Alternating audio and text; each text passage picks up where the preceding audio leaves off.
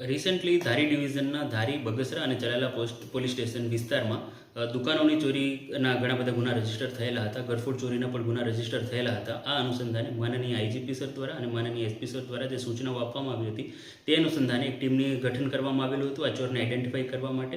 અને બગસરા પોલીસ સ્ટેશનના surveillance staff દ્વારા એક જે સીસીટીવી મળેલા હતા તેમના આધારે એમને આગળ ફોલોઅપ કરતાં જે 100 કિલોમીટર 100 થી 150 કિલોમીટર સુધી આગળના સીસીટીવી એમના દ્વારા ચેક કરવામાં આવ્યા હતા અને એક જે શકમંદ છે એને આઈડેન્ટિફાઈ કરવામાં આવ્યું હતું.